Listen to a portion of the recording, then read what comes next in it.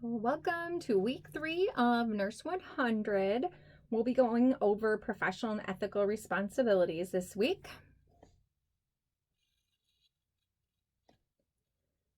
First, we'll be looking at differentiating between standards of nursing practice and standards of nursing performance. So the standards of practice describe a competent level of nursing care as demonstrated by the critical thinking model known as a nursing process. We discussed the nursing process last week when we talked about the clinical judgment measurement model. That one had analysis rather than diagnosis. So you'll sometimes hear the nursing process as ADOPI or ADPI or AAPIE. The nursing process, when we look at this coming from the ANA, includes components of assessment, diagnosis, outcomes identification, planning, implementation, and evaluation. Accordingly, the nursing process encompasses significant actions taken by registered nurses and forms the foundation of the nurse's decision making. Then we have the standards of professional performance, which describe a competent level of behavior in the professional role, including activities related to ethics, culturally congruent practice, communication, collaboration, leadership, education, evidence-based practice and research, quality of practice, professional practice evaluation, resource utilization, and environmental health. All these terms should be coming a little bit familiar to you. We keep hearing a lot of these things that we're covering in class, these terms. So all registered nurses are expected to engage in professional role activities, including leadership appropriate to their education and position. Registered nurses are accountable for their professional actions to themselves, their healthcare consumers, their peers, and ultimately society. We talked about that week 1.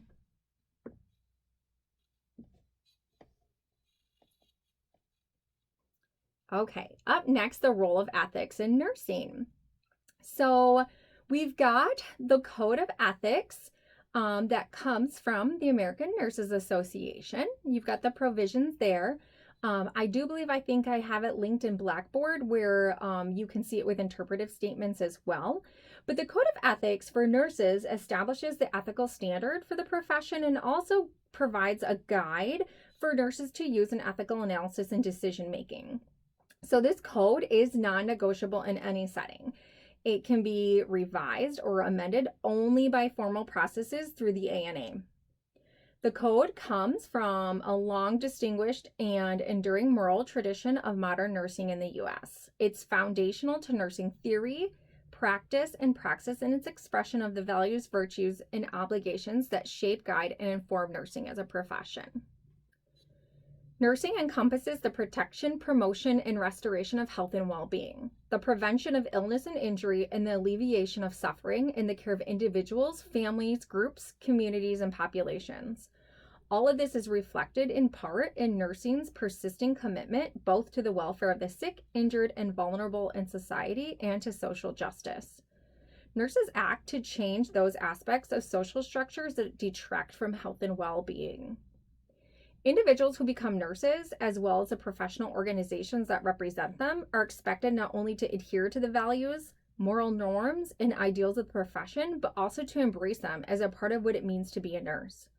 The ethical tradition of nursing is self-reflective, enduring, and distinctive. A code of ethics for the nursing profession makes explicit the primary obligations, values, and ideals of the profession. In fact, it informs every aspect of the nurse's life.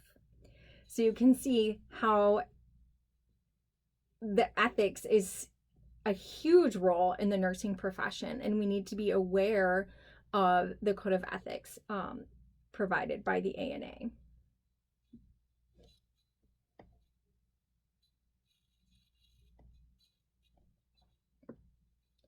Some different ethical principles you want to become familiar with and what they mean. Autonomy comes up again. When we talk about autonomy in terms of ethics, we're referring to freedom from external control. In healthcare, the concept applies to respect for the autonomy of our patients. It can also apply to agency respect for the autonomy of healthcare professionals, but a commitment to respect the autonomy of others is a fundamental principle of ethical practice. Respect for patient autonomy refers to committing to include our patients in all their decisions about their care. Allowing the patient to be completely informed about their options and letting them make those choices. It's a very important feature of patient-centered care, and we talk about the importance of patient-centered care all the time.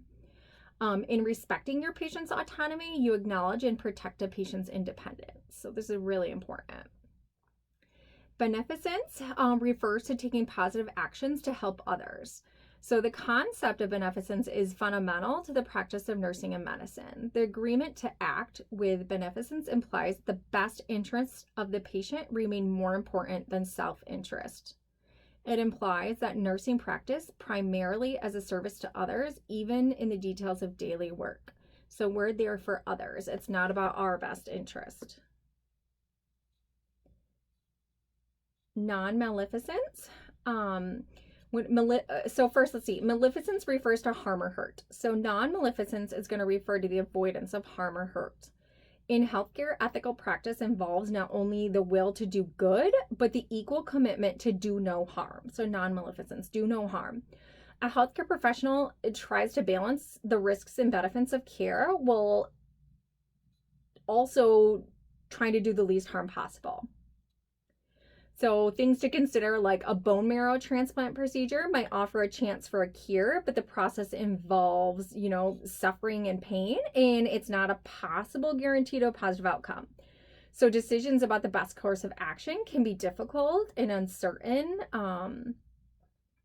because nurses obviously agree to avoid harm at the same time as they commit to promoting benefit. This is where ethics plays a huge role in things like end-of-life care, healthcare assisted suicide, those kind of things. Justice refers to fairness in the distribution of resources. The term's most often used in discussions about access to healthcare. So when we talk about like those social determinants of health and health disparities, thinking about how do we decide how to distribute scarce services and resources. So just having COVID not too long ago, that's a good example of that. Discussions about health insurance, hospital locations and services, organ transplants are issues that cite the concept of justice. The term itself is open to interpretation as people interpret fairness differently. Does the concept of justice mean that healthcare resources should be available to those who have earned them? Should they just be distributed equally? Should those with a greater need for resources receive more than others? Especially as we see healthcare costs continue to increase, the issue of justice remains a critical part of the discussion about healthcare and access to care.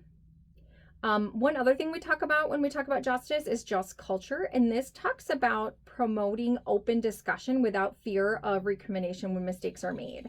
So when a mistake is made, a meta error, an error in care, having a true just culture at an organization would allow that employee to report their error and know that they don't have to fear or like being fired. Instead, that information about that error is taken into account, and they look at processes of how that error happened and how can we prevent it. So blame is withheld at first so that they can look at those system issues and other elements can be investigated to see what caused that error. So by fostering those open discussions about errors, members of the healthcare team can be more informed, and they can then find new ways, new system alerts to help prevent harm. So just culture is a really important part. And then fidelity. This refers to faithfulness or the agreement to keep your promises. So as a nurse, you have a duty to be faithful to the patients you care for, the agency you work for, and to yourself. If you assess a patient for pain and offer a plan to manage the pain, The standard of fidelity encourages you to initiate the interventions in the plan as soon as possible and then to monitor your patient's response to your interventions. Fidelity is honored when we strive to provide excellent care to all patients, including those who are different from us, with values different from us. We must recognize a professional duty to apply the same skills and knowledge to the care of our patients and families, regardless of who they are, what their background is, what their lifestyle is, past, present choices. We care for all. When our need to exercise our own autonomy leads us to remove ourselves from a particular treatment or situation, fidelity demands that we do not abandon the patient, but instead find an equally qualified professional to provide care that we are unable to provide.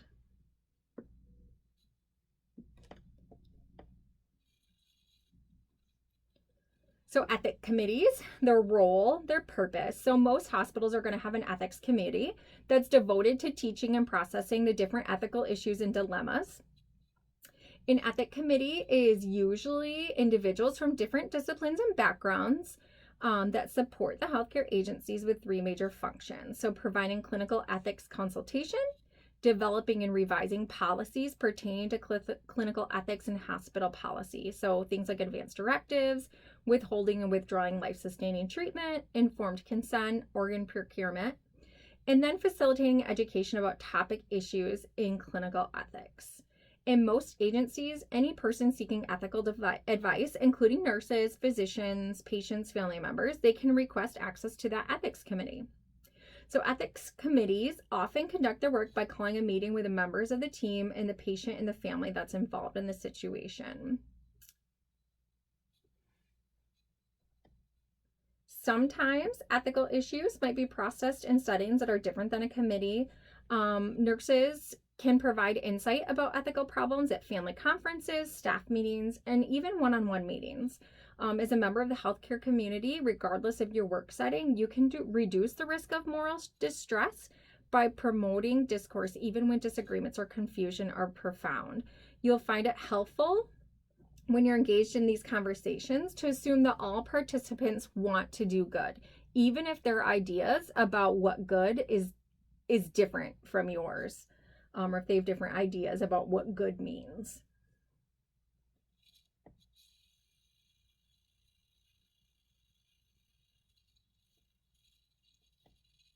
Okay, so the continuum of professional behavior, so looking at professional boundaries as a nurse. So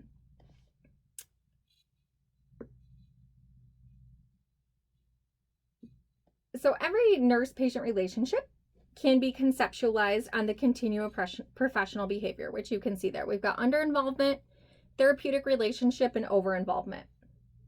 This is a good graphic to frame your reference to evaluate your behavior and consider if you are acting within that area of therapeutic relationship or if you're under or over involved. Over involvement is going to include like crossing boundaries, boundary violations, and professional sexual misconduct. Under involvement includes patient abandonment, disinterest, and neglect, and can be detrimental to the patient and the nurse. There are no definite lines separating the therapeutic relationship from under involvement or over involvement. It's usually a gradual transition. The continuum provides a frame of reference to assist nurses in evaluating their own and their colleagues' professional and patient interactions. When we're looking at a specific situation, the facts need to be reviewed to determine whether or not the nurse was aware that a boundary crossing occurred and why it occurred. The nurse should be asked, what was the intent of the boundary crossing? Was it therapeutic? Was it in the patient's best interest? Did it optimize or detract from the nursing care? Did the nurse consult with a supervisor or a colleague? Was the incident appropriately documented? So when we look at boundaries of the nurse, it is the nurse's responsibility to delineate and maintain those boundaries and to work within that therapeutic relationship. When there is boundary crossing, the nurse needs to examine that and be aware of the potential implications and avoid it happening again. Depending on the setting that you work in, that can change where boundaries are. Actions that overstep established boundaries to meet the needs of the nurse are boundary violations. So crossing boundaries to meet your needs is definitely a boundary violation. We're there to meet the patient's needs. The nurse should avoid situations where he or she has a personal, professional, or business relationship with the patient. And then just be careful about personal relationships with patients who might continue to need your nursing services.